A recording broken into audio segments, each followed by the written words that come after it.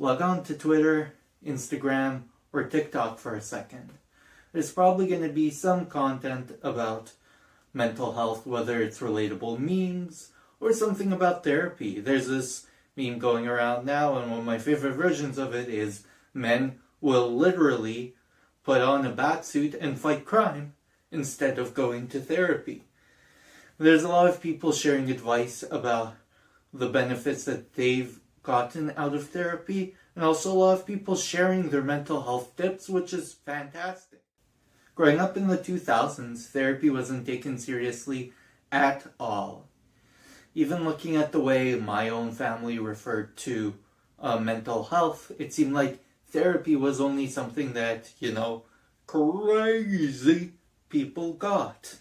The prevailing belief was that if you're not having a full-on mental health breakdown, then you don't need to go to therapy. And that's kind of the gatekeeping that's kept a lot of people away from therapists. I didn't really, gain an appreciation of what therapy is and what it can do for you. I went through a lot of my own issues with anxiety that I could have handled better had I had, a therapist helping me along the path. My parents put a lot of pressure on me. They expected me to be the top of my class, and my class being 1,500 people, this is pretty hard.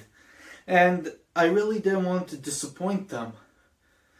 Right? The problem was I tied up a lot of my self-worth to the grades that I was getting.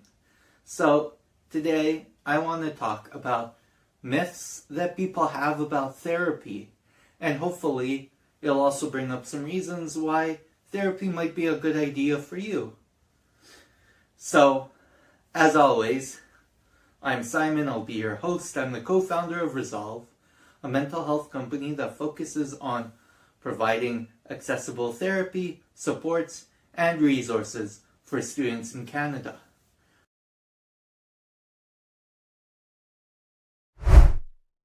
Myth number 1. People who go to therapy are weak. So according to a 2020 study, more than half of Americans considered going to therapy a sign of weakness. There's this whole idea built into our society, and especially into masculinity, that there's something strong about being that, stoic, emotionless man that never cries. But that doesn't really reflect reality. Not everyone can end up being like Hank Hill, and chances are, if you try, it's going to lead to a lot of consequences later in life. And this might also explain the disparity as to why women are more likely to report having a mental health diagnosis than men, because men are just less likely to go. Therapy is still stigmatized. Going to therapy doesn't make you weak. Going to therapy means you're reaching out. You're trying something scary. If anything, going to therapy means you're strong. Going to therapy means you're brave. Myth number 2. You need to have something wrong with you, or you need to have some mental health condition to go to a therapist. Now, a lot of us go to dental checkups every single year, and we get cleaning, and they take a look for cavities and other oral diseases. We also go get a physical every year from our physician, and we do that even if there's nothing that we've really considered was wrong. In the same way, therapy can be seen as mental health management. It's a place where you can go in, you can check in, and kind of see how you're doing. How are your coping strategies? How are you handling the stress? It lets you build these resilient strategies that you can use to bounce back later on. There's actually a lot that a qualified and registered therapist can offer you. So they can help you with emotional regulation. This involves helping you sort of keep calm, manage your emotions. Sometimes it means helping you set boundaries when you get angry or upset with someone. It might mean learning to speak your mind and getting confident with that. They'll also teach you strategies, like ways that you can identify your emotions, zero in on what you're feeling, why you're feeling it, and you can practice that on your own afterward and add that into your toolkit. There's also a lot of work that therapists do with executive function. So this relates more to your organizational style. If you feel you're disorganized every single day, if you aren't meeting your everyday goals, they can help you get to the bottom of things and develop different methods and strategies that you can use to keep focused, keep attentive. After all, psychotherapists have a lot of knowledge and experience about psychology, and this can be immensely helpful if you find yourself struggling with organization, even if it doesn't reach the threshold for a mental health condition. Your therapist won't turn you away if you don't have a diagnosis.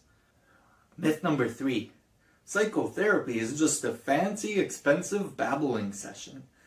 So there's actually a lot more to psychotherapy than just talking. So a therapist isn't just going to sit there, listen to you, repeat what you say, and reflect it in active listening style. A therapist can also ask very inquisitive questions that can help you get to the root of certain insecurities or certain issues. Therapists will also provide different activities and strategies that you can practice, like trial and error. You might run a body scan meditation to see if that's the type of thing that can help you manage anxiety in a pinch. They might suggest something else. If that isn't working, maybe you write down your thoughts somewhere. You put the piece of paper with your thoughts in your pocket, and then you walk around out all day and see if that helps you separate some of your intrusive and annoying thoughts from your idea of yourself. So a lot of these strategies that therapists work with can help you kind of get past these thoughts, help you ignore them, help you manage your anxieties in healthy ways. It involves a lot of back and forth. It involves the trial and error. It involves different activities, different strategies, different practices. It's just so much more than talking. Best of all, it's really personalized because your therapist gets to know you, gets to understand your goals, how you work, what might be going off, why you might not be doing as well in life as you want to be doing, perhaps. And the therapist can help you set healthy goals, healthy boundaries, and help you improve across different aspects of your life. Therapists can also be there to check in and tell you that, yes, you're doing all right, you're managing everything well. Myth number 4. The therapist is just going to blame me for everything. Beneath every confident smile and beneath every fancy exterior, there's always some doubts that are just waiting, simmering, and trying to bubble up to the surface.